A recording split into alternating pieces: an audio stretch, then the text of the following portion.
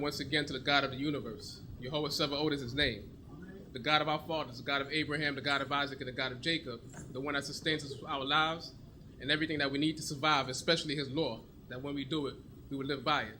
Thanking the Most High God for all that he has provided us with, and thanking the Most High God for this congregation and the spiritual leader of this congregation, once again, the chief prince, Prince Support Ben Zavulun, praying that the Most High God continues to be with him and blesses him in all of his endeavors. And I was asked to introduce the speaker for the afternoon for semi-obvious reasons, but it's a man that's been around in Israel for many of years, practically most of his life.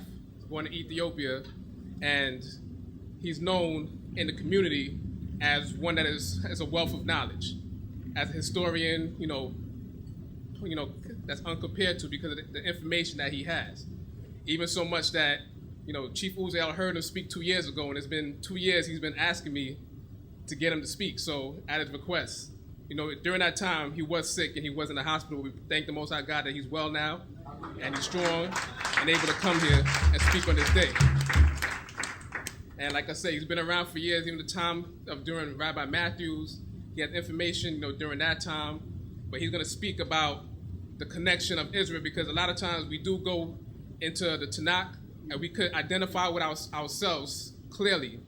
But at the same time, there's information that he has, from a historical and geographical point of view that people could also use for the people out there that need it to definitely connect Israel with black people. And knowing that, like how Prince always says, that Israel is in Northeast Africa, and it was until the 40s that they carved it out of the maps and made it the Middle East. So he's going to present that information to us this afternoon. And at this time, I'll call up Rabbi Moshe ben Abraham, known to many as Rabbi Hailu Paris.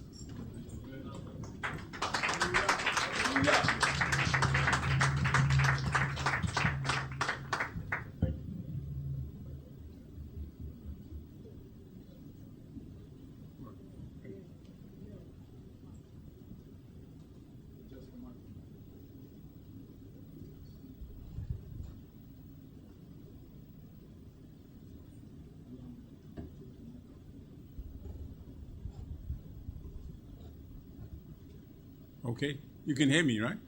Okay, Toda. To the honored brothers and princes of Israel, Shalom Aleichem. As we say every morning in the prayer, Hodu Adonai ki tov ki le'olam chasto. Give praise unto Adonai, for he is good, for his mercies endure forever. He is good, and we must give him praise. His priest must give him praise. And even those who fear him but are not of the house of Israel must give him praise. So at this time, I hope Hashem is with me and you, and that I may be able to get some information out to you about the history of Kush, the history of Tanak that deals with, is part of our history as African people. Everybody can sit. Okay.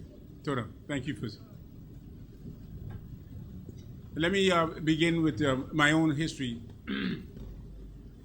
My beginning to search for the documentation of who the Israelites were, where they came from and where they went, started many, many years ago when I was very small, and my parents took me to Rabbi Matthews' congregation in Harlem.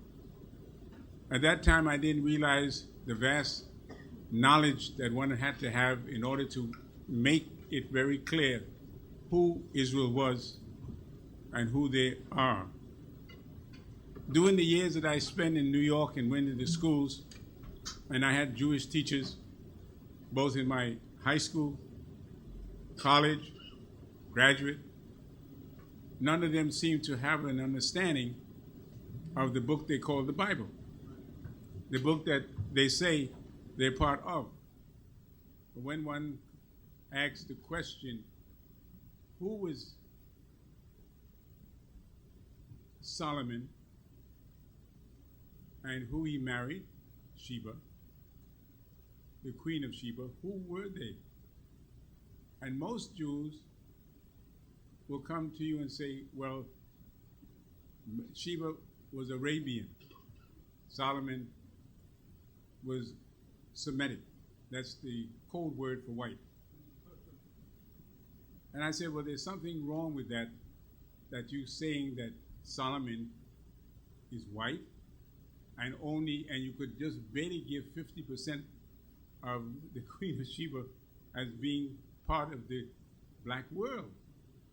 Because in the book of Kings, it talks about Melech David of Israel, who had relationship with someone called Bathsheba.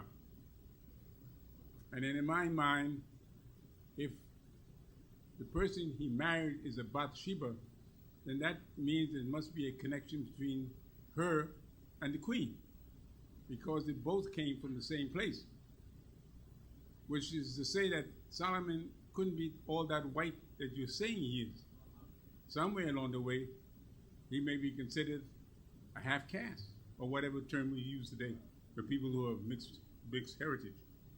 And so that didn't seem to satisfy those people that I confronted with the answer, my answer to the problem. Many of them skirted that problem.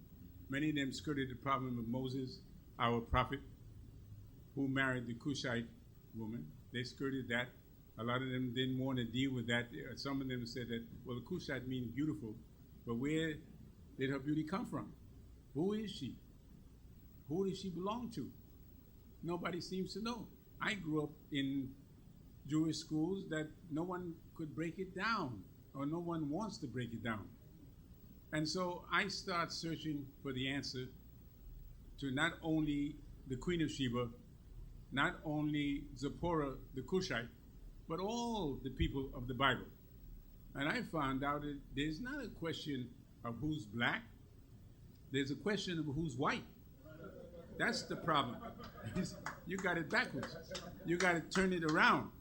That is the problem when you're searching the Torah, the writings of the prophecy, the writings of the Ketuvim, the writings of the rabbis. When they talk about Kush, they know who they're talking about. They're talking about those people who come out of the continent of Africa, those people who are found in the great northeastern region of Africa that is composed of three major areas, which is Egypt, Sudan, and Ethiopia. Not to mention the further areas of Somalia. Now when we talk and when we read the Bible, we have to keep that in mind, that the Bible is talking about that region, and it's also talking about the region that's east of that, which people like to call Arabia, the subcontinent of the Middle East. Arabia, by some, is no different than East Africa. In some ways, some people say that Ethiopia is Western Arabia, that the combination of the two areas, geographic areas, are one. And how do we prove that?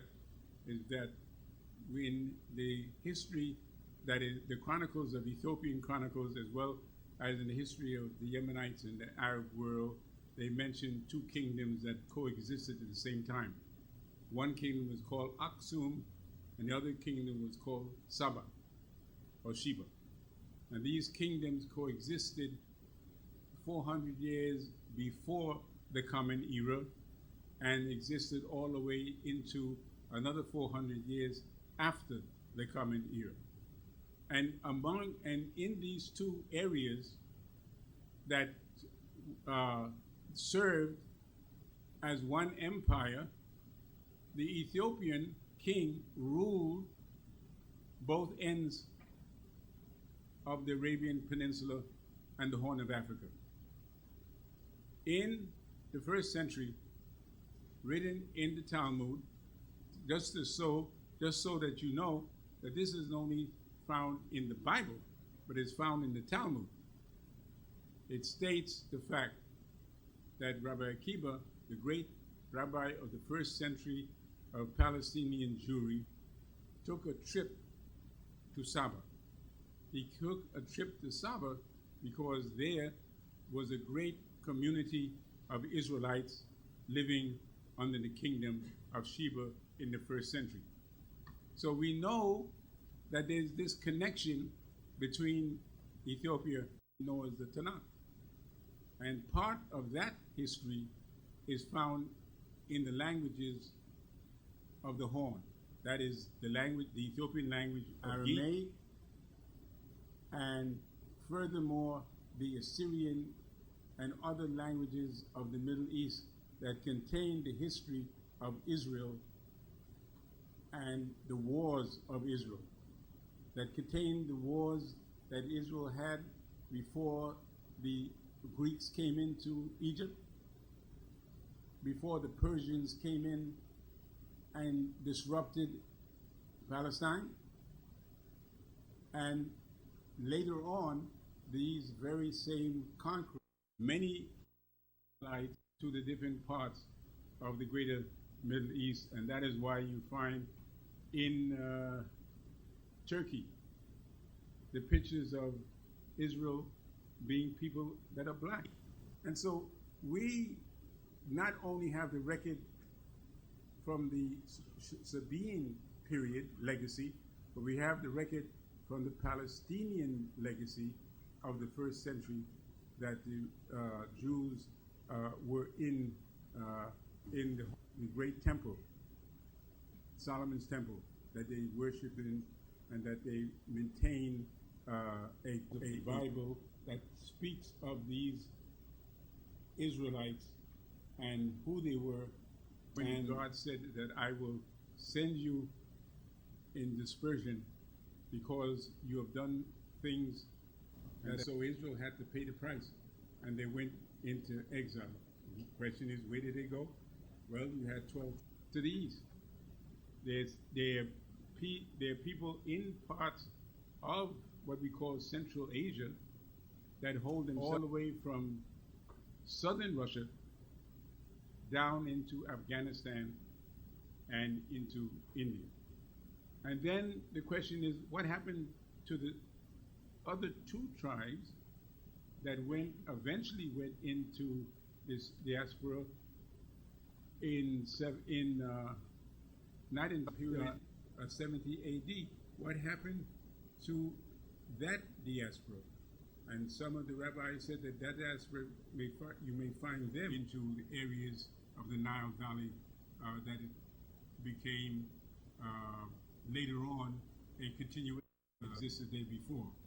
So we have trying to put it together. So we have understanding he gave them a chance, from the time when they received the law to follow that law, and he said, if you do that law, then I will protect you.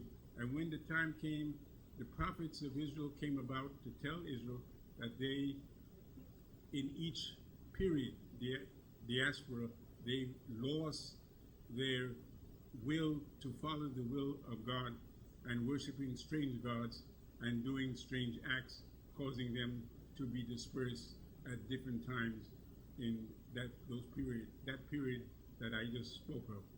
Now, let me read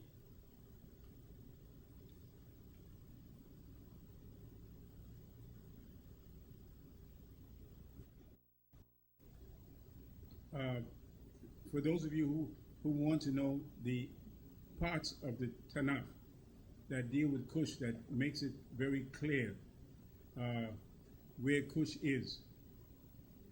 And that is Genesis 2:13. Gich, Hebrew for the Nile.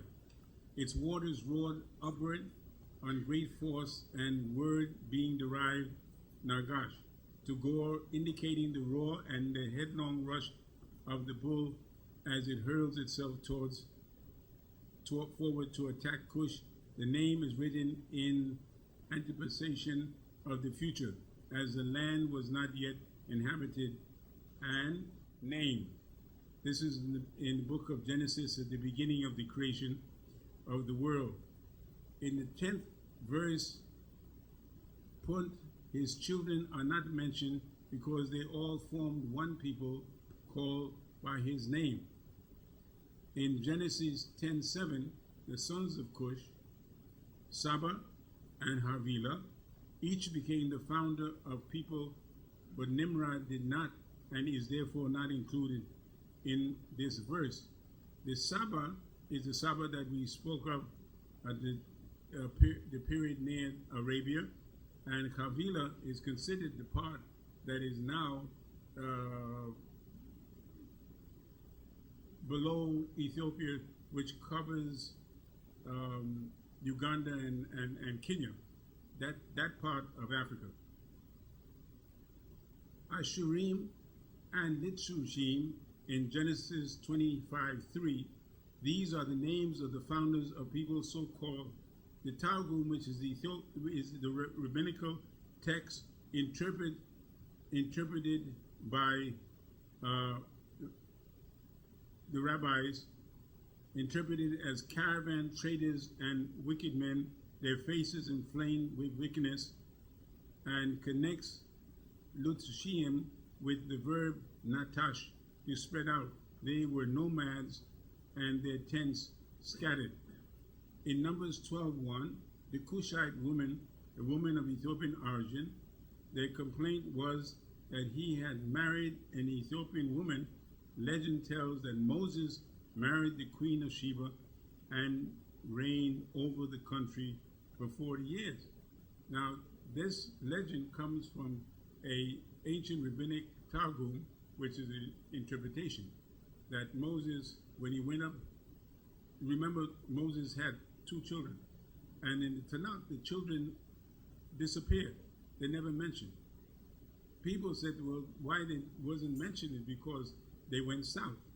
It's understood that they went to what we today call Sudan. And there were many Israelites. It's not written in the text of the Torah. A lot of things are not written in the narrative of the Torah that has to be known to understand certain things. And to understand that the sons must have left and went with their mother Zipporah is to know that Moses went up for 40 years before he led Israel out of Egypt. He went back to the place where he found Zipporah, and in that place he reigned for 40 years. And many of the commentaries said, some of the commentaries even said he may have had more than one wife. And so that sort of gives a embellishment to what we read in the Torah. And you have to understand 2 things when you're reading the books of the Tanak, that they're not in chronological order, nor are the stories straight.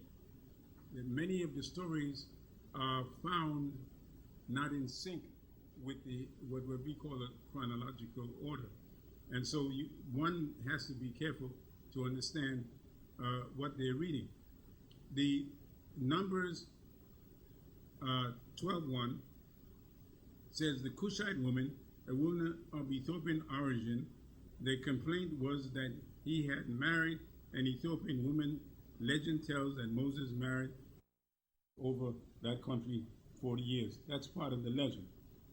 Now we jump to Judges. Judges is already Numbers and Deuteronomy and the 5th book, Judges. It says Kushan and Rishathaim. The name is curious, and if Semitic would mean Kushan of double wickedness, Aram Nataraim. What are they saying? They're saying that Kushan is a verbal structure of Kush that is found in rabbinic texts, and Aram of the 2 rivers donating the Tigris and Euphrates, known as Mesopotamia. At that time, a large part of Mesopotamia was in the hands of the Kushites. When you read 3:8, you have to understand that the Kushites were part of Mesopotamia. And if they're part of Mesopotamia, that means that they were also part of the greater Arab peninsula. 2 Samuel 18:21. Probably a slave who would have little to lose by the king's displeasure. When you read 2 Samuel 18:21. 2 Samuel 21, feelings between the north and south had become inflamed that a lead from any quarter was sufficient to stir a revolt. That is the tradition that Israel had to follow at the time when they met many of their enemies in that part of the world. Isaiah 45:14 states, Egypt, Ethiopia, Sabaean, these are the nations mentioned in the chapters of Isaiah as the ransom whom God is giving to Persia for the release of Israel. Here they are described as economically, as becoming ultimately the possession of Yisrael. The possession need not imply physical domination. It may simply be the expression of acknowledgement by these nations of the power and divinity of God, while Egypt and Ethiopia offered labor, the Sabaean offered themselves as slaves. The Ethiopians at the time dealt also with slaves. There are history of many of the Ethiopians in the term of Shankala in Ethiopia, who were taken in to slavery and spread in different parts of Africa. And this is way before the Arabs and way before the Europeans. So we know that they were Africans that went into different parts of the continent. In Ezekiel 27:22, he says, Sheba and Ramah. Sheba was the son of Kush and father of Sheba. The Sabaeans were a powerful people living in the southwest of Arabia, and the ruins of their capital, Ma'arib, still remains 6-day journey east of the Sahara, the capital of Yemen. Their caravan that is spoken of in Job 6:19 traded to Syria and other countries with gold, precious stones, and aromatics. 1 Kings chapter 10. Further, in Psalms, David's son Ramah is supposed to have inhabited the region of the Persian Gulf.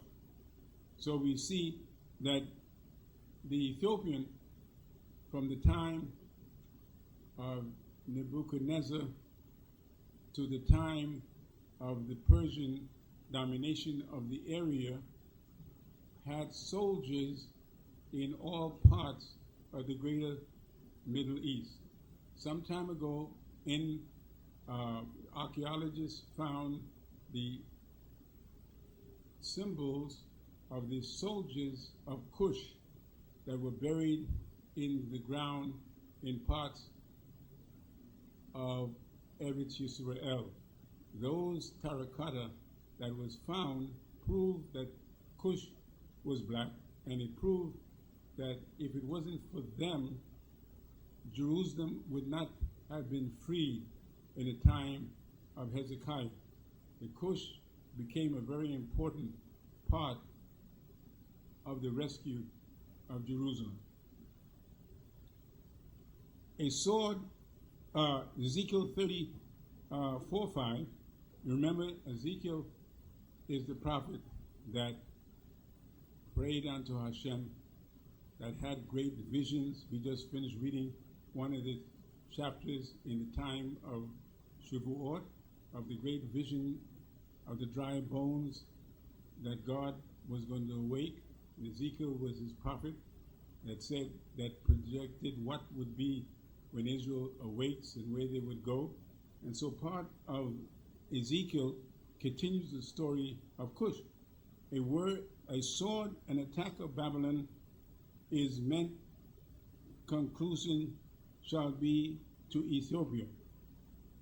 Ethiopia being under the power of Egypt will be alarmed for her safety and terrified lest she share Egypt's door, her foundation shall be broken down.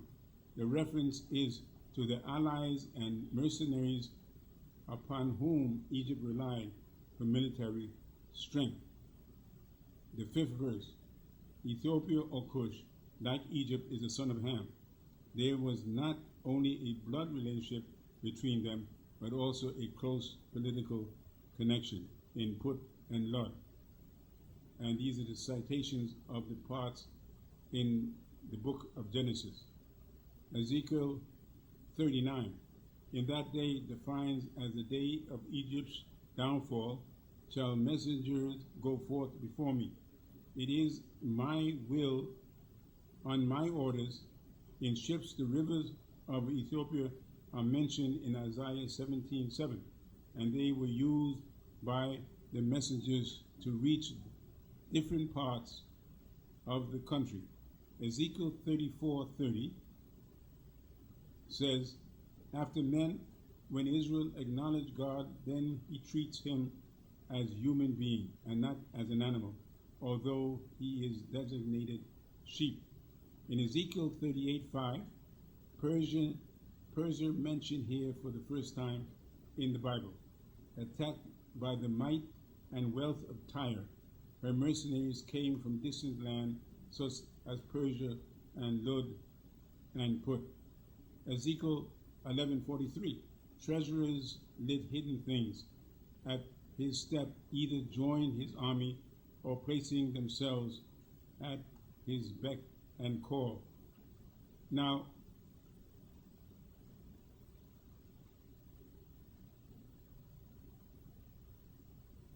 Sheba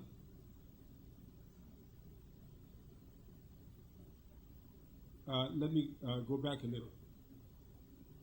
We read the book of Esther. When Esther became the queen of Persia, Esther brought the knowledge of God to the people of the dominion. In 2 verses in the book of Esther, it states, and the people saw what God did for Queen Esther, and they became Jews. Mit Yahadim is a term in Hebrew, which showed that there was a acceptance of the God of Israel throughout the dominion of Persia, which covered Hodu at Kush, India to Ethiopia. Again, over the years, I have reached out to my teachers to find out what they think of that verse. Nobody wants to explain it. And they don't want to explain it because what it means is that what you thought was Kush, just a little spot in Africa, really is a place in that time that covered all the way from Egypt down into the Indus Valley and around into what we call Central Asia. Hodu at Kush, from Kush to Hodu. Now we have a map of Ethiopia going back 4,400 years and shows the range of land that was at that time, the kingdom, and how it was spread out in that time 4,400 years ago, and that in the preceding years there's been wars and wars and wars and continually splitting the kingdom into smaller areas. One example of that recently is Eritrea. So some of you know that Eritrea was one time under the kingdom of Ethiopia when Haile Selassie was king. After he passed away, the Eritreans got into a thing about, well, we want our own nation. That idea, that concept, that different tribes and sub-tribes wanted to escape the structure of the contemporary rule is part of the history of Africa. It's part of the history of the world, actually, but it's part of the history of Africa. And so we know, we can visualize that in Persia's time, in Sheba's time, it was a vast area between Kush and Hoju, which was India. And we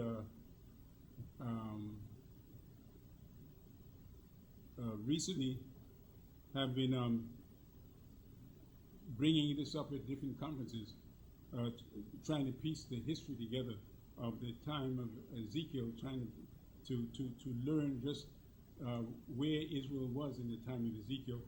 And we still haven't gotten to the point. We have the text, but you have to, dig and find evidence of the nations that lived in the time of Queen Esther. In 1 Kings 10:1 and 10:13, it said Sheba was west of Arabia, the same identity as with Ethiopia. The Hebrew noun may signify army or wealth. All that was in her heart, all the questions she prepared, there was not told her all the questions she asked him. The sitting of his servants, the numerous officials who dined at Solomon's table, thine acts, its magnificent building organizations and administration. In Isaiah 11:12, set in his hand, the verb is implied. Then second time, this first time was Egypt, Petros, Upper Egypt, Kush, Ethiopia. Kush were among the dependents of Egypt. Elam, Susanian, northeast of the Persian Gulf, islands of the sea, and the Mediterranean, and coastlands.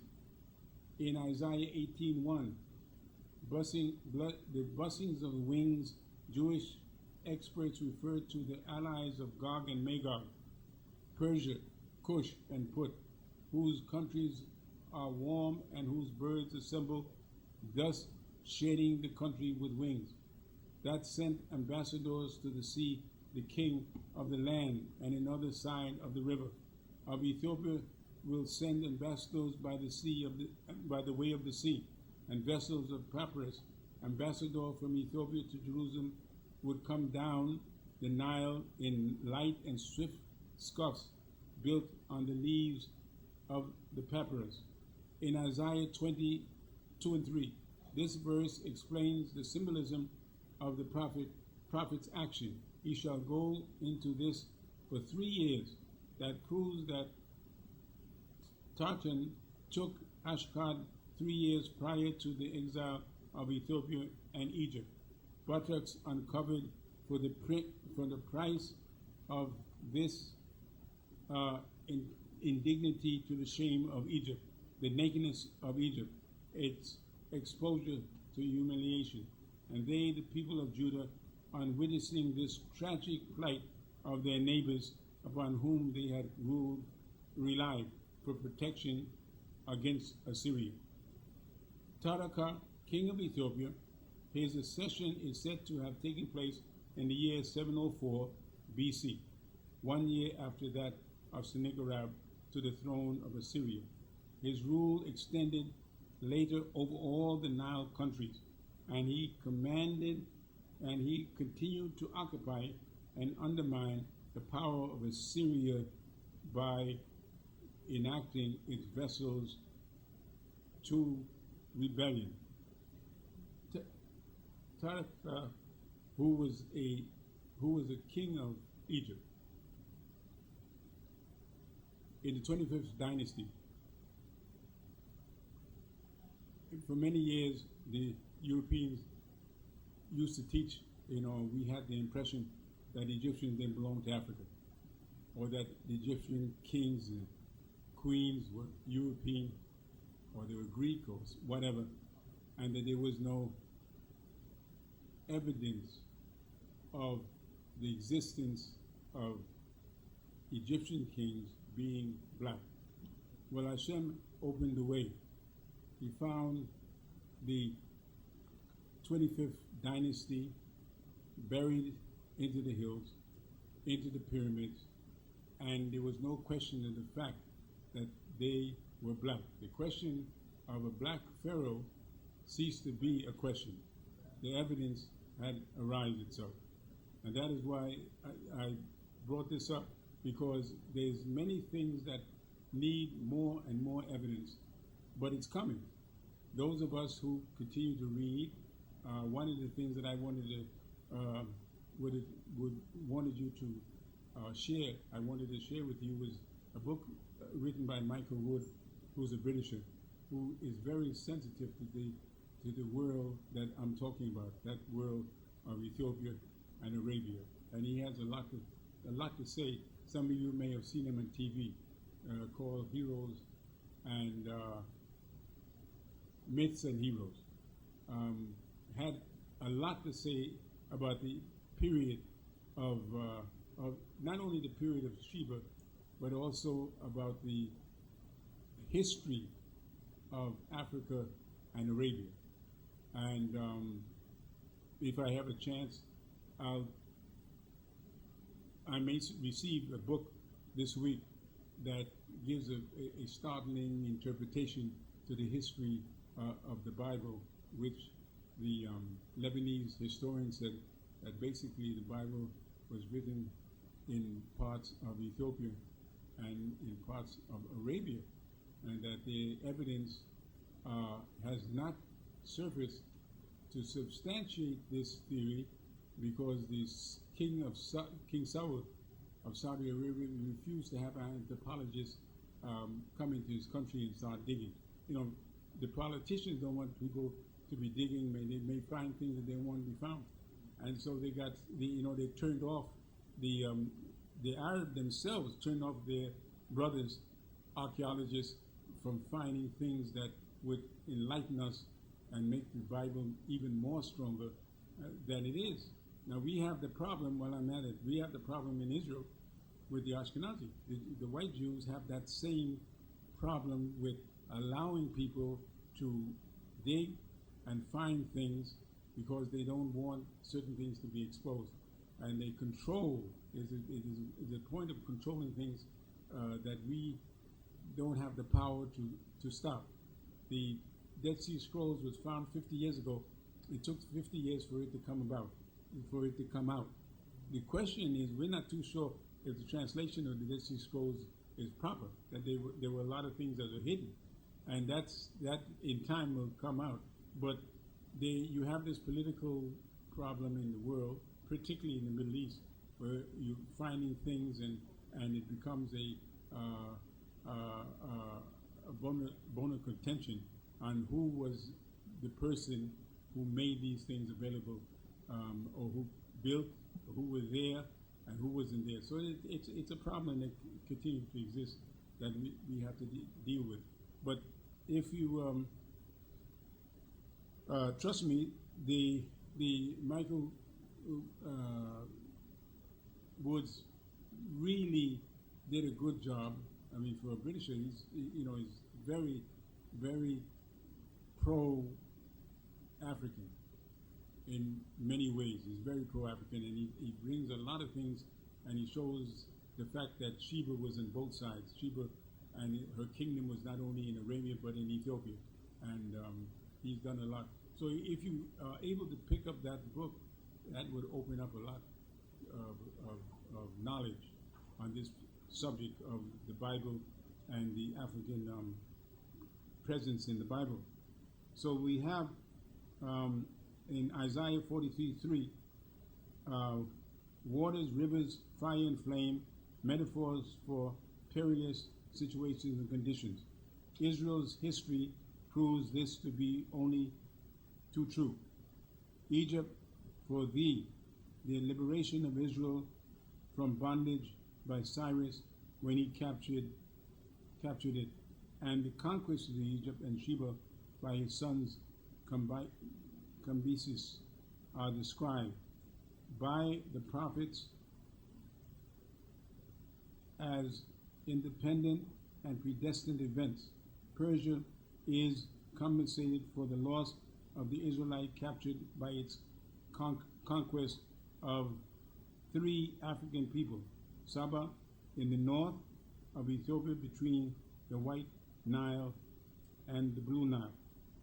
Isaiah 43 brings to light this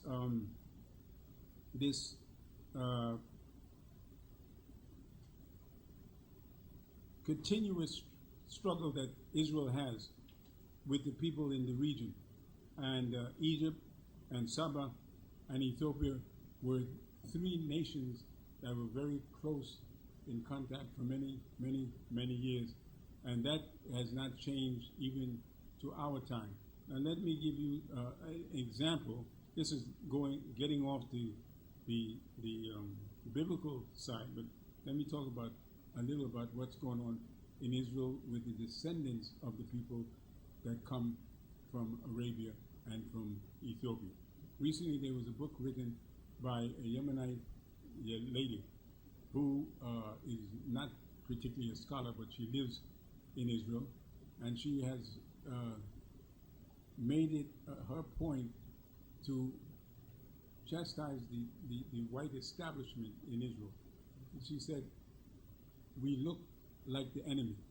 Her book is written that way because what is she saying is that we, meaning those who know of ourselves as Israel, went back to Israel to repossess the land that our forefathers had. Now, that repossession didn't belong only to people who come from the north, but people who come from Poland and Russia.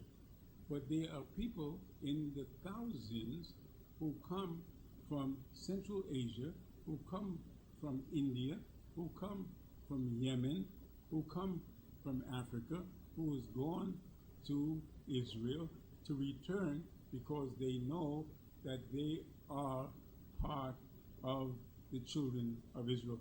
The state of Israel refused to acknowledge this, and that is the basis of the book that she wrote. And another person who is a professor, a Moroccan professor at City University, I had the pleasure of hearing him speak and having him tell us the story of how Moroccans were treated in Israel. And he said, very similar to the young lady. And his book is coming out in December. And he positioned it this way. He said, there are in Israel people who are black and who are white, and they cannot coexist because of the racial prejudice. And so we look at the Tanak for our justification, for our history and our knowledge, as many of the brothers throughout the world. And we have to fight the world to make them understand who we are. I would hope that the years that I spent with this community would give me the ability to translate the trouble that we have here and show what we have had is not different than what is going on with the brothers throughout the diaspora. One of the Ethiopian scholars wrote a small understanding, his way of understanding what we are. He said, the term Ethiopianism is a messianic movement which claims the legend of Sheba and Solomon as its founding myth. This is true for the black Hebrews, and black Jews, and the Rastas, and the Philoshes, and those who belong to an Ethiopianist church, members of Southern Africa. It also claims that these groups originated in Ethiopia as Israelites, and at one time all of the sub-Saharan Africa was called Ethiopia by the Greeks, which means people of burnt face, people of burnt skin. The Ethiopian scholar that I'm mentioning lives in Europe. He wrote a book dealing with what he calls the Orites, and in it he details the history of the Israelites in Ethiopia and in Sheba, in Yemen, and in Egypt, and around the world. We who are here, the two major camps that project the fact of being Israelites are the Black Hebrews, and in different ways the Rastafarian.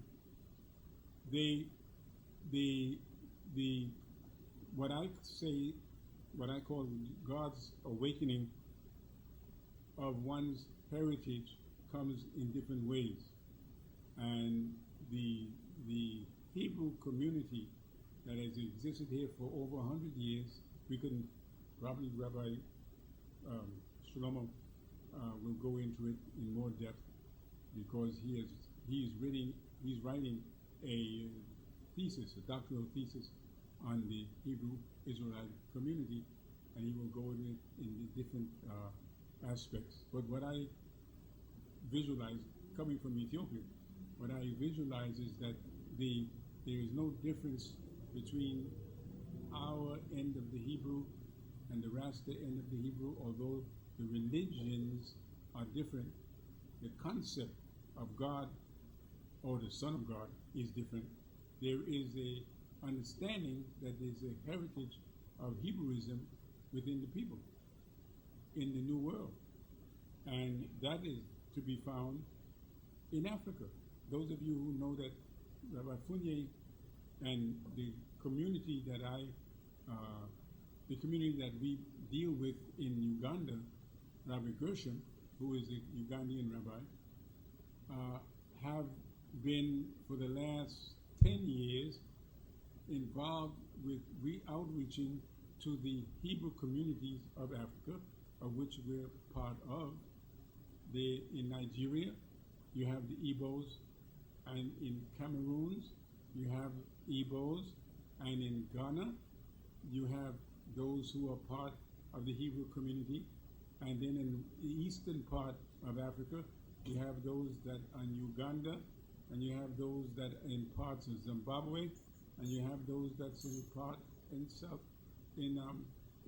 South Africa, a very large part of those who consider themselves Ethiopianists and who look at themselves as offspring of the ancient Israelites. So when we pray daily and we ask God to give us strength and give us insight and preserve us and our family, we have in mind that Hashem has showed us in this period of time a great awakening in the world.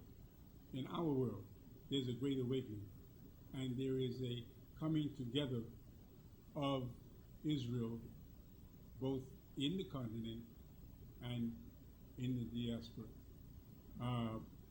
I hope I have time for questions. Yeah, all right, because I didn't want to give out anything. Yeah, okay. All right. So who wants a monitor? Who wants to be first?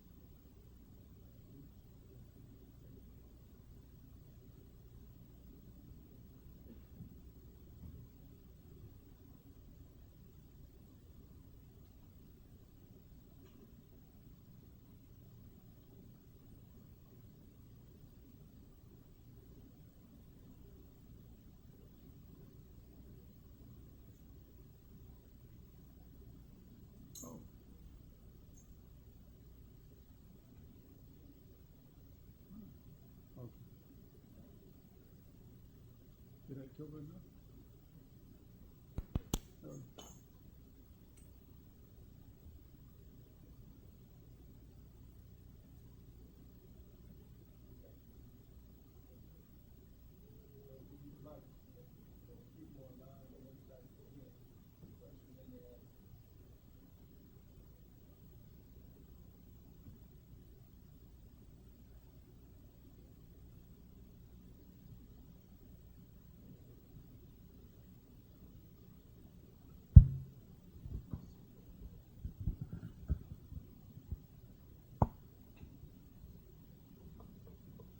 Okay, who's first? Shalom alaikum. Alaikum shalom. The question is, you said most people assume that the Bible was about Caucasians or white people, and you have to reverse it and say, it's not who is white, it's who's black. Or then the question is, can you identify the person that's white in the Bible? Oh, that's a good question. Yes. Thank you. All right, there is a question. I got this sort of from the Rastas. I never heard it from anyone else. I'm not saying that it's their original thought, but they talk about the Horites. The Horites are spoken of in the Bible. Excuse me. And there's a possibility that the Horites came from the northern area. And that doesn't say that they have to be white, but that's a people that is north of where we come from, that Africa is, that may project some connection to who is the white of Europe that came into Judaism. There is the Horites may be that link. I'm not sure. But it's for sure that somebody is a link. And that hasn't been, that's part of what has to be archaeologically found. It has to come up. But the question in the world about the fact that Israel is black has been settled at least 2 or 3 different ways. One is the number, the question, the biogenetic structure of man, the fact that also man's beginning came from Africa, the fact that those who came out of Africa and went north maintained the Africanness all the way into Georgia, which is part of southern Russia. They have pictures of the African in Georgia that comes from the Homo sapien line. So that there's no question about the blackness. The question is when the white came in, I think it's still a question, which we'll have to solve because he's not going to want to solve that. If he solves that, then he'd be out of the picture. If he become a problem, he'd be automatically eliminated, because then it will show that he doesn't have the original, he's not from the original development of man. Oh, thank you.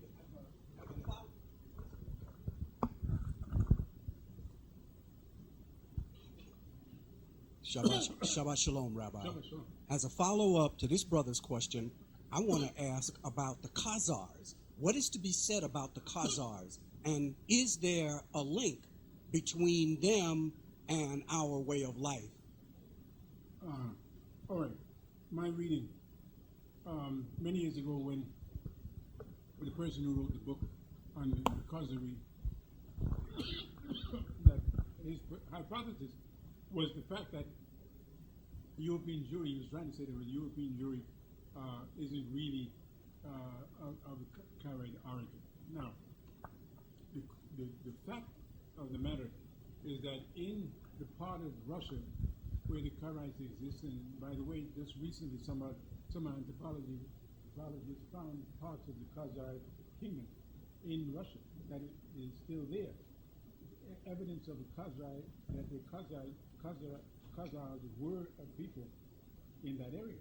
Now the question of the Khazars, were they Jews or Mohammedan, Muslim? That's part of the problem. The problem is that when they disappeared, That's why it's such a mystery. What happened to the Khazars? They disappeared. Nothing really happens to anybody. What happens is that we just lose sight of where they are. Nobody disappeared. Everybody's still here. There's nobody that has disappeared. I mean, the Persians haven't disappeared either. You know what I mean? They just have a different name, but they're still here. The Khazars, my interpretation is that when the world was being divided into the three religions, that is, you had not only in Ethiopia and in South Yemen, the Christianity of that area, which today you see in the Ethiopian Orthodox Church, is the people who followed the original Christians that came into the area. Then you had the Islam, Maimonides came and forced Islam on people and changed them from their Christianity to Islam. All this time, Israel was in the mix. Israel was lost in the mix of all this going on there. Then you had, in the 9th century, is the emergency of the three religions in southern Russia, in Khazar, where Khazaria is. The people of that area had the choice of either going from Islam to Judaism or Christianity to Judaism. They had the choice. That's why you had the Khazari manual. What do you call it? The rabbi who wrote the book. Yeah, Kessler is the European who wrote a book on the history of Khazars. But there was one who wrote a book introducing Judaism to the Khazars, and the Khazars did convert to Judaism. That's a known fact. They didn't say all converted, but they did convert. That's it, the 13 tribes. Yeah, but he opened it up again. 13 tribes. Most of you probably read that. Yeah, well, he's been denounced. Because basically, he's announced because what he's saying is that the Ashkenazis are not Jews. That's what he's saying. They're not going to buy that. They're not going to go for that. You know what I mean? So they try to wipe him out. But he didn't. It didn't disappear for some mysterious reason. 13 tribes still hanging there. People still reading it. That's 50 years, because I remember reading it 50 years ago, and it's still going on. It hasn't stopped yet. So that's interesting, and the anthropologists did find where the Khazari is. They didn't solve any problem. They just found where they were. They didn't say where they disappeared to. My interpretation is that the people that you call Bukharian, that's in Central Asia, are part of the Khazars that went into Islam, and the other part went into White Russia, which is the Ashkenaz.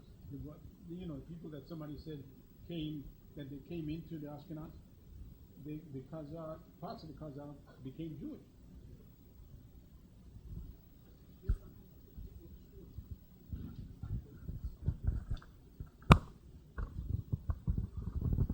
Would you agree that that part of the Khazarim that did become Jewish are the forerunners, the foreparents of the Jewish people today that we see that wear the knickers and the fur around their hats? And they're fierce too, but it's because they're Khazarim, because they were very warlike. I'm sorry. Well, you got two opinions on this. Many said the Caucasoids, the Khazar, the Ashkenazi, that's what you're talking about. The Ashkenazi came out of the Caucasoids. They pushed Ashkenaz back further than Khazari, saying that they come out of the Caucasus Mountains and all that. So there's a book that's written on that subject of coming out of the Caucasus Mountains. Then you have the Khazari factor.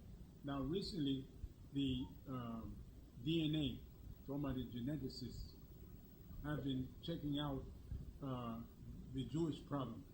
It is a Jewish problem because everybody's wondering about who was the original Jew. And they found out that the very Ashkenaz themselves, who think that they're pure, they found out that they have genetic structure that's similar to the people in northern Iraq, called the Kurds. You know what I'm saying? So somebody said, "Oh, we thought they were European." No, they're not European. I mean, because in my mind, if you keep saying that I am the original, then you have to come from where the originals came from. You can't keep talking about I'm European and talking about I'm original. There's a problem with that. Yeah, it's a conflict. You're either European or you're not European. It's one or the other. You know, there's a conflict. We don't have any problem talking about our genetic connection. I know I got genetic connections. I don't have to worry about it. Some other people may have something to worry about. You know what I mean? And so I said, well, you know, good luck. You know, do the best you can. But you trying to tell me that I am not is a problem. The person who has the greater question is trying to determine who's a Jew. And they have a greater question than them. So, I mean, you know, something's wrong with that. You know what I mean? Yeah, something's wrong with that. All right, this is a question online. Yes. The question is there an Israelite community in Cameroon? Is that online? Yeah, on the internet. Oh, yeah? Wow. You're really serious. I mean, boy, anyway, in central Brooklyn, right? This is great. This is really great. Right. All right. Let me ask the question. I even forgot the question. The question is there an Israelite community in Cameroon? Oh, yeah. I'm glad you brought it up. I didn't know. Well, let me answer. Let me check it out from this end. What surprised me, a French person, I forgot his name now, did a 2-hour documentary on the black Jews of the world. He also wrote a book too. I think the book may have been rewritten. Maybe you may come across it, coming out of Africa. There, he said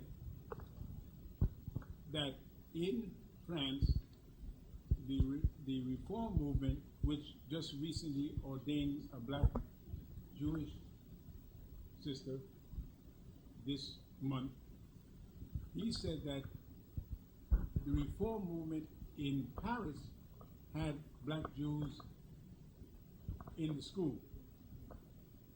And so the documentarian wanted to know, who are these Jews serving? Because he couldn't see Cameroon people serving French white Jews. Who are they serving? Obviously, there's a tremendous amount of Hebrews that are known in the Franco world, and nobody wants to deal with it. All the billions of dollars that Jews have, so many billions that somebody could steal 65. That's how many billions they got. I mean, you could steal 65, you must have a lot of billions. But they don't use these billions to enlighten people on what's going on in the world. Nobody wants you to know what's going on in Africa and the Hebrews in Africa. There are Hebrews in the Cameroons that are connected to North Africa and to Arabia, to Ethiopia. They're connected both ways. And the Fula, some of you heard about the Fula, right? Is that name familiar? Fula? Anybody? All right. The Fulas are said by certain anthropologists to be Jewish. And the Fula people are connected to that north, that Libya, what's that other one? The country below Libya. No, the other one, the other country. I can't think of it. They have this Hebrew, they have a language that is Semitic also. There's a lot of history that hasn't been uncovered yet. Or it has been uncovered, but nobody is letting everybody know what's going on. And that's part of it. I would say that the Cameroons, check the Cameroons out, and you may find many of the Hebrews, not to mention the ones in Nigeria.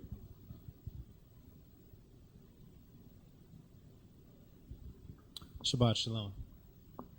Shabbat Shalom. Is this there or there? Unless I'm incorrect, you seem to be pushing Israel as though that they're Kush. If we're Kush, who's Shem? Oh, I see what you mean. Oh, that's a good question. Yeah. Well, let me answer this way. Neither of the three are white. So that settles that problem, if that's what the problem is. You know, none of the three are white. Excuse me. So the Torah tends to link Kush and Israel very close. And Shem, I mean Kush and Shem very close. You see, there's a great link between the two.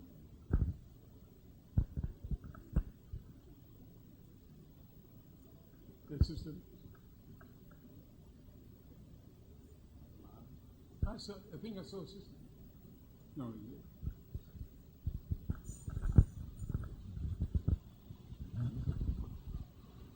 You were born in Ethiopia. When was the last time you returned to Ethiopia, and what is the climate of Ethiopia at this present time? Yeah, you're talking about the political climate? Right. Okay. Yes. All right. That's true. I returned in 2005. I went back after 40 years. And it's good. I'm glad that you asked the question, because this is my way of getting a lot of points out with the problem that we have with the Jewish world.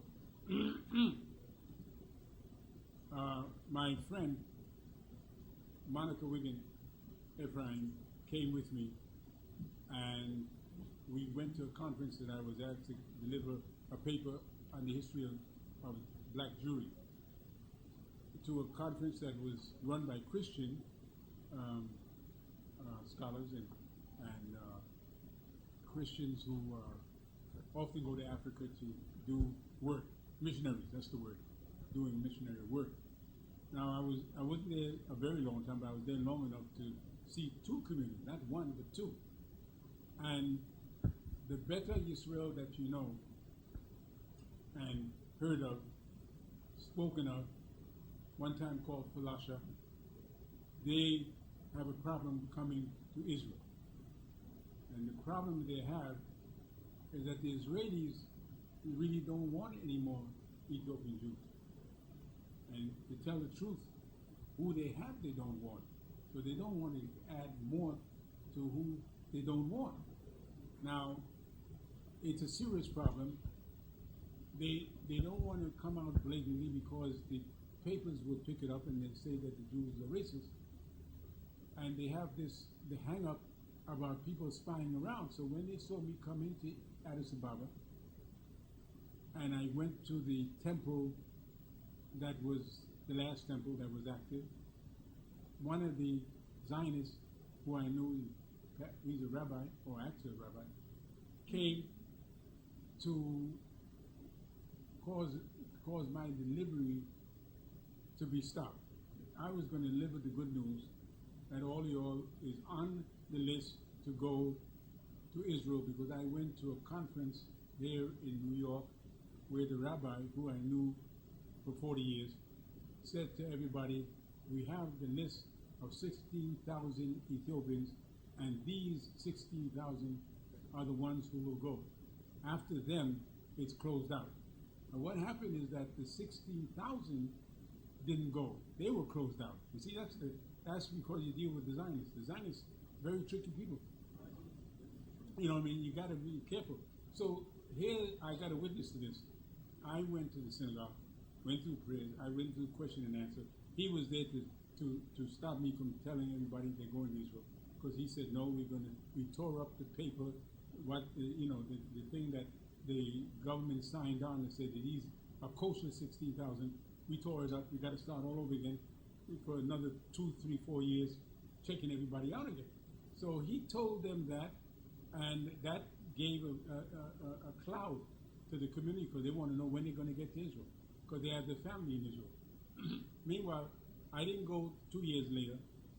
My friend, she went, and the leaders of the community said, the rabbi told them, don't talk to him or his friend, because they're not Jews. And if you talk to them, then you will take your name off the list, and you never get to Israel. That's how that's how Zionists work. I mean, this is light stuff compared to what they do with the Persians, and the Iranians. this is light stuff. This is light. I mean, I don't want to be an Iranian problem, because the Zionists is vicious. There really is a vicious business going on between them. So many of them have gotten other Jews in Israel to tell the ones here who's supposed to love Beta Israel, supposed to be lovers. They said, if you love them so much, why don't you take them? Don't bring them to Israel. Take them to America. And all that is going on. Now that's what I found out. Now that's the bad news. The good news is that Hashem made it possible. See, I didn't read everything that I had. Hashem made it possible that there were Beta Israel that was in other parts of Ethiopia, not in Gondar on the high cliff, but on other parts near Tigray, which is close to the Red Sea. These are Beta Israel who left Gondar to go to shore, to go to the middle province, numbered something like 16,000. If not, closer to 60,000, I'm going to say. Numbered something like 60,000, which nobody knew about. And now the Jewish world is awakened to the fact that the Beni Abraham, they call themselves Beni Abraham, to make a distinction between the two. That the Beni Abraham is there, and they said already, we don't want to go to Israel. Now, guess what? They heard already what was going on. And they said, well, what am I going there to get to that same problem? So they said, well, you know what you do? If you love us, then bring it in. Whatever you bring it in. Bring it in. We're not going to go looking for it, because you'll never find it. That's the problem. You will never find it. It's a tremendous game that goes on in Israel. Tremendous game. So that I learned from that. I was glad. Hashem probably made it easy for me not to be able to go back because of because of the word that was given to the leaders of the community. So I didn't have to physically face it. She got the word and brought it back. So that took care of that problem. But there's hope. The community, both communities are working pretty good. Both of them is existing to the best they can with the help of the Almighty. And we give little functions, we give little money. The Beta Israel of North America, which is the community here in New York that raises funds or try to raise funds to enlighten the world about Ethiopian Jews in the 21st century, has been doing the best they can. And we just hope that things will get better. Another question online. Right. Over here. Oh yeah, online. This is one question that you might not want to answer because it's kind of going off the topic, but they want your opinion on it. And the next one, the first one being, how do you feel about the new black female rabbi? That's the question. And the other one is, how do you feel about those Israelites that did move to Israel in Dimona? Oh, okay. All right. That's good. That's really topical. It so happened that the great paper of New York Times, had this day, wrote a big article on Rabbi, is that her name? Huh? Alicia, yeah, Rabbi Alicia. So the good news is she's happy that she was accepted in the Reform movement, and that the Jewish community, for whatever reason, the Jewish community out west, in that part of the world, twice. She was part-time in one, and she's now going to be full-time in another month in the new one. And they seem to accept her, and it doesn't seem to be a problem within the Reform movement accepting black Jews. It may be because in Israel they've already accepted one Ethiopian Jew and one in Europe So that this question of rabbis having to be white in order to be rabbis doesn't seem to be existing anymore. It's breaking down, and that's the good news. The other thing is about Ben Ami. I heard different stories, but we have been in touch with Ben Ami for many years. I was one of the few of the younger ones back 35 years ago who met him in Harlem at the old theater on 7th Avenue, and we asked him to tone it down. He had this thing about that he was going to Israel and break through, and that he was going to fight the whole machinery in Israel over his Jewish identity on one end, and then the question of the messiahship on another end. So in the 35 years, he sort of cooled out to some degree. And there's the acceptance of the community, partial acceptance by the Israeli government. And they have sort of made a meeting of the mind. And the Jewish community,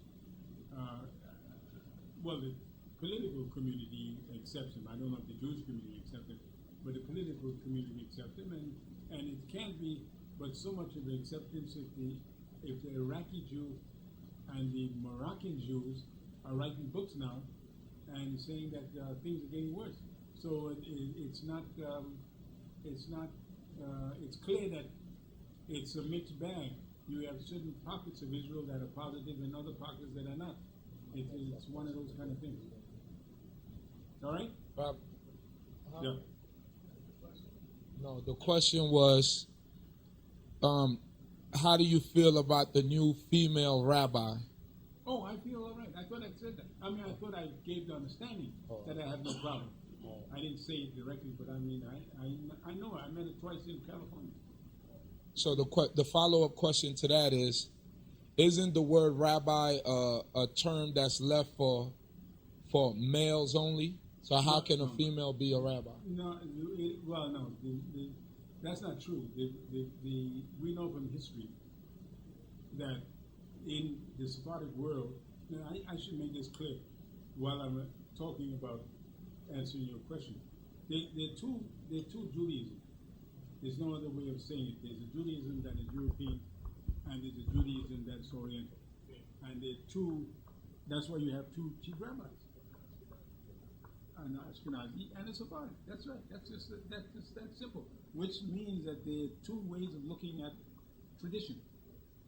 In tradition of the Oriental Jew, there have been found women rabbis in Iraq, in Kurdistan, women rabbis in Kush, which means part of Kush in the Middle Ages, early Middle Ages. They've been found, women rabbis have been found to be existing even in ancient Palestine. In the time of the Talmud, there were women that were putting on tefillin and all that. There's not, you get the wrong impression. The Jewish world isn't against women. There are Jewish men that are against women. It's not the Jewish world, it's men in this time and that time that have a hang-up. You know, that's the problem.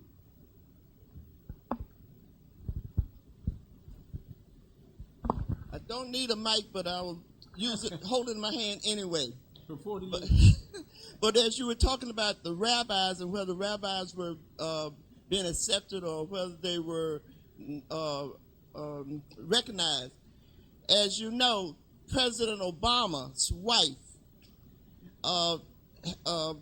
brother Rabbi Fournier, is a rabbi, and he is now known all over the world to be the black rabbi. And there's no question now concerning him. He's been accepted. So when they were talking about whether the black rabbis are being accepted or not, yes, they have to accept him. All right, and they have written in the paper concerning him. And so anybody who knows anything about black rabbis, that is one popular black rabbi, Rabbi Fournier. Amen. From Chicago, Illinois. Right, that's right. Let me give him credit. When Fournier took over his synagogue from Rabbi Reuben, the old senior rabbi, passed away. Rabbi Fournier took over the synagogue, and he asked me, Rabbi, what should I call the synagogue? I have Bnei Zakin here. I have Bet Shalom here. I have Ethiopian Hebrews here. I said, well, don't drop any name. Take them all. Line them up. So when they ask you who you are, Ethiopian Hebrew. Where you worship, Bet Shalom. Who's your group? Bnei Zakin. You got it made. You know what I mean? You don't have to worry about it. He's got the answer. So the truth of the matter is that he took it, my advice, this is a good 10 years, 12 years or something, and he made it official. And it wasn't, and last year I was asked by the rabbi to come and celebrate the 90th year of his synagogue, Bet Shalom, Ethiopian Hebrew Bet Shalom Bnei Zakin. 90 years. He was honoring Rabbi Matthews, who started it, and his main mentor, Rabbi Reuben, who kept it going from the time of Rabbi Matthews in the 30s until he passed away. There was no time that the name Ethiopian Hebrew Bet Shalom Bnei Zakin didn't ring a bell. When Rabbi Fournier was written up in the New York Times, a big article, 3,000 words, in the prestigious New York Times magazine on Sunday morning. Here's the rabbi, a member of the Ethiopian Hebrew Bet Shalom Bnei Zakin. It registered in the Jewish mind. Take my word for it. The Jewish mind, it registered and stayed there because they understand what that means. They didn't understand where the Ethiopian Hebrew comes from. The very thing that I was talking about.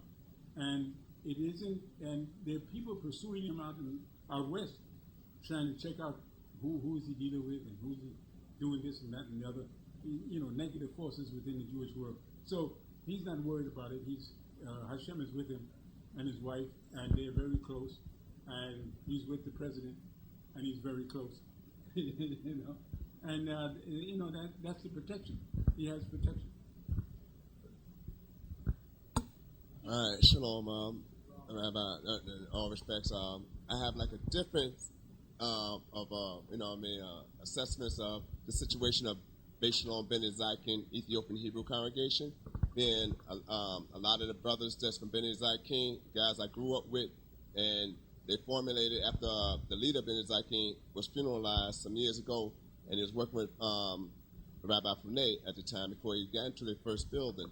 And there was, since the majority of the people that was coming in basically was Bnei Zakin out of Chicago, and that he was already had a rabbinical thing tied in with late Rabbi Levi ben Levi. They came together and merged together.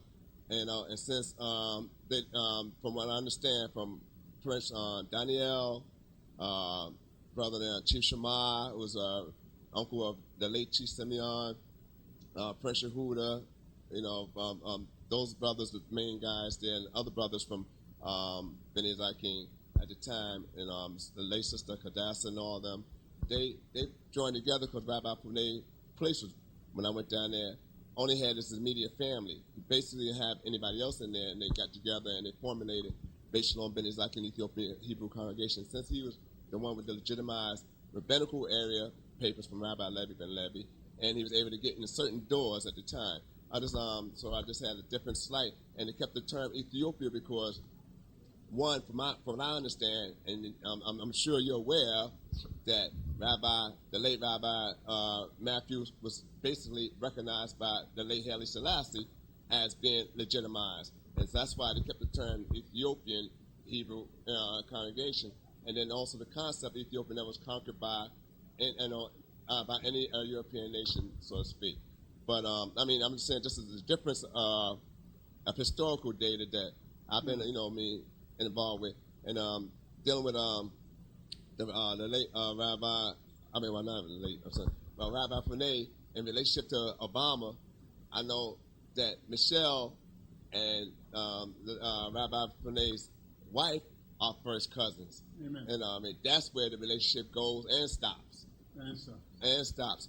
That not so much that, and there was a political understanding that when Obama was going into his campaign trail, that being from Chicago, being a lot of people from Chicago was backing him, that and dealing with the so-called Jewish votes, it was a plus for him in that area there, but not necessarily that he have any major dealing with Rabbi Paris in that area, other than that, saying that Michelle's related to him as first cousins. And to get back on the sheet, excuse me, I'm getting to that. I was getting to get to the female thing. Being a reform, so basically looked upon predominantly by mainstream, whether black or white, orthodoxy, so to speak, as being Christian, and started on the Mendelssohn, the Haskalah movement, and all that stuff from back there, that reform so radical that not only they would eat, swine, but one time one of the movements was one radical reform was about to do from my understanding, you could confirm it or give me some more light on it, was willing to do away with circumcision. And then as far as I understand that you had Rav, Rebbe, and Rabbi, those are the three major titles, and none of them was feminine according to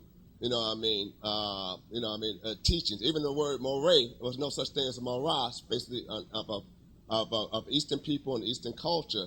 So that we tend to move further away historically. That's documented, And with the reform movement, things came about, and they allowed certain things that didn't exist amongst our way of life, amongst the culture. Even when you had the so-called gray area in there, there was no such thing as a female rabbi because of the very premise of what the structure was set up on. Aliyahs, the Mishkan, which we read about in this particular portion, and the Levi'im, their particular work in order, and the census alone. Just the census alone didn't take into equation of feminine people dealing with certain jobs. So I'm just saying. So when we use the reform movement, which started under Mendelssohn, whose son within the very next generation, who posted and wrote the "Here Come the Bride," became a Christian, then that tends to erode things. So I find it a problem. So. Well, in short, you're not for women. In short. Well, it's not whether I'm for it, it's whether the Creator was ever for it from the beginning, or had that concept in mind. Okay. So it's not about my likes or dislikes. I'm saying, according to tradition and the Torah, has it set up, and written on record, what the Creator have called. That's all. Okay. That's all.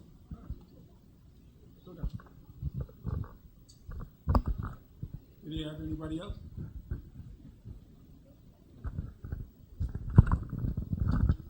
I've heard that the real reason the so-called Pharaohs were brought into Israel was so that the Jews could cohabit with them and in that fashion steal the birthright. And since they refused, the Ashkenazi imposed the harsh treatment upon them that we hear about today. So from your experience and your knowledge, have you heard of a hidden agenda behind Project Moses? No, I haven't heard that story, as you say. There are Ethiopians who I believe I know married Ashkenazi. I'm not sure if it's a planned thing, something planned by either one. It just happens accidentally. You know what I mean? I don't read it that it's a planned thing by either European Jews or Ethiopian Jews. But there are a lot of marriages going on. And there's a book called The Israelites that has came out a few years back that has she thinks that she's shaking up the Jewish world by telling them that Israel is more diverse than you think it is. And I never heard any feedback from but she had documented a lot of diversity in Israel, And while you're at it, I might say the Jewish power structure that allowed 600,000 Russians who are not Jews to come into Israel, primarily to keep all those Jews who are not white from getting the power for getting in the powerful positions in the land of Israel, and they brought all these European Jews and were willing to convert them and to have them there to take over important positions in the government. And while that's going on, the Jews of the East or the Orient, Ethiopians are coming into America in greater number. There's a good number of Ethiopian Jews in Canada, more than people know. You've got Bukharians who are Asian Jews that are coming in. They have 6 large synagogues in North America. They were in Israel one time, or they were planning to stay in Israel one time. And you have Yemenites and others that are leaving the country for all sorts of reasons. So that Israel is a major problem for everybody, not only for black Jews. It's a major problem for everyone. Shalom. We would like to know what connection did Selassie had with the Israelites, and were he actually from the tribe of Yehuda? Oh, I see. Okay, well, my friend Sister Monica just downloaded about 50 pages. 50 pages of Ethiopian history, literally 50 pages of Ethiopian history, that starts to number the kings of Ethiopia, the 225th king, going back to number 1, which starts about somewhere in the 4,400. And the answer to that is really a 2-part answer. The answer is that the kings of Ethiopia always look at themselves as part of Beta Yisrael. That's a fact. In fact, one king was called Beta Yisrael. That was the name. That was his name. The emergency of Oriental Christianity, Egyptian and Syrian Christianity, which is of a different nature than Rome, took possession in the 3rd century A.D. and caused the leaders of Ethiopia to augment their Jewishness. The country, so you have to be in the country and you have to see the actions of the priest to know that very little of Judaism is dead in the Coptic church, in the Church of Ethiopia. It's not dead, it's hidden. That's the problem. It's hidden, and you got to be there to know what's going on. And it's hidden to the point that even today, the Ethiopian church is the only, in quotations, church in the world that keeps the Sabbath in its right way from all these centuries. They have never gone away from the command of Hashem, that the Sabbath is the day of rest, and other things. I could spend another hour enumerating numerous things in the community, so that even though the community went into a war zone with the Beta Yisrael in the 9th century, the Ziggurat dynasty in the 9th century, they went into war zone with the Yemenites, with the Arabians, or the Muslims, in other words, with the Muslims. They still maintain the inner structure, and the inner structure is maintained. The way you know the inner structure is maintained is by not giving up on the Ark of the Covenant. The concept of the Ark of the Covenant is universal in Ethiopia with both Christian, Jew, and Muslim. It is universal in Ethiopia. Nobody in the country ever disregards the knowledge and the concept of the Ark of the Covenant. and that is the central theme of the culture. So the culture, you know, if you look at Jesus, see, if you take Jesus out of the European system, out of, you know, forget about the Roman Jesus, and look at another Jesus, it becomes a little clearer. When you keep watching the white Jesus, you got a problem. You're going to have to get rid of the white Jesus. If you get rid of the white Jesus, things get a little clear.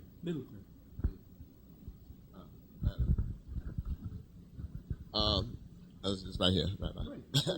Yes. All right. Shalom once again. One of the areas that I know was addressed earlier, but I'm not sure it was really clear. I think it was slightly evasive, so to speak. Not intentional. I'm sure not intentional, but I'm just saying the question was asked about Shemitic, Israelites being Shemitic, you know what I mean? And, you know what I mean? And we know that Kushites is Hamitic people. Right. All right. So now, and it would seem like you would like blend, like the, you know what I mean, Ethiopia and the Israelite culture would be one and the same. And from the understanding, it's two complete different nationalities and race of people as well. So now when you was focusing on King Bulan's people that converted the 4,000 Khazars in one day, you know what I mean, to Judaism centuries later, but we have understanding of converts as early as the Exodus. You know what I mean, from the Exodus itself, where the very first Pesach is based on a convert could not only observe it, you know what I mean, a stranger, if he want to observe it, but he just got to be circumcised, and he could even bring his own offering, which you know we're reading that area. So I'm saying if you're looking at converts, you know what I mean, that's one thing. That don't give them no more legitimacy than saying who the true people are. You know, so so when we're looking at Ethiopia and the Israelite heritage, then the Israelite heritage is basically based and found in the Tanak that we all read, pretty much. And I'm saying that you have people that might convert from time to time, but it was no process of conversion. You know, God just said, I'm down with this program. And that was it, pretty much. And over a period of time, when other people came in, they made a process that was difficult. But true Israelites, that's what we're supposed to be focusing on, right? I think.